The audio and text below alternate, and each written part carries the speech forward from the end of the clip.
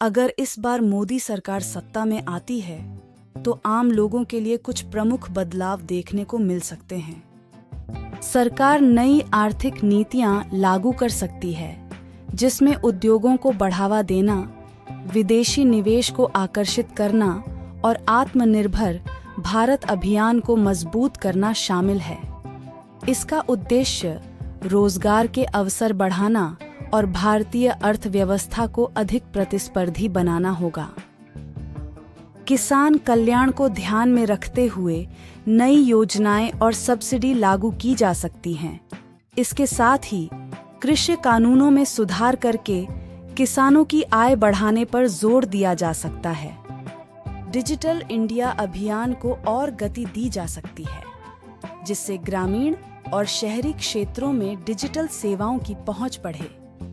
यह शिक्षा, स्वास्थ्य और बैंकिंग सेवाओं को ऑनलाइन माध्यम से सुलभ बनाने में मदद करेगा। बुनियादी ढांचे में निवेश बढ़ाया जा सकता है, जिसमें सड़कों, रेलवे, बंदरगाहों और हवाई अड्डों का विकास शामिल है। यह आर्थिक विकास को गति देगा और रोजगार के अवसर पैदा करेगा। नई शिक्षा नीति को लागू करने पर जोर दिया जा सकता है, जिससे शिक्षा प्रणाली में गुणवत्ता सुधार आएगा और छात्रों को व्यावहारिक ज्ञान प्राप्त करने में मदद मिलेगी। राष्ट्रीय सुरक्षा को मजबूत करने के लिए रक्षा क्षेत्र में निवेश बढ़ाया जा सकता है। यह देश की सीमाओं की सुरक्षा और आतंकवाद के खिलाफ लड़ाई में मदद करेगा।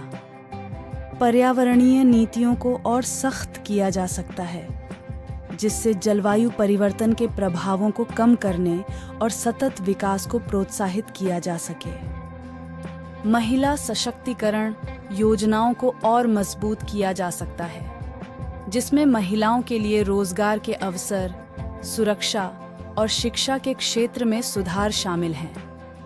ग्रामीण क्षेत्रों में बुनियादी सुविधाओं का विस्तार किया जा सकता है, जिसमें बिजली, पानी, सड़कें और स्वास्थ्य सेवाएं शामिल हैं। इसका उद्देश्य ग्रामीण अर्थव्यवस्था को सशक्त बनाना और शहरी ग्रामीण अंतर को कम करना होगा। इन संभावित बदलावों से आम लोगों के जीवन में सकारात्मक प्रभाव पड़ सकता है और भारत को एक मजबूत और समृद्ध देश बनाने की दिशा में कदम उठाए जा सकते हैं।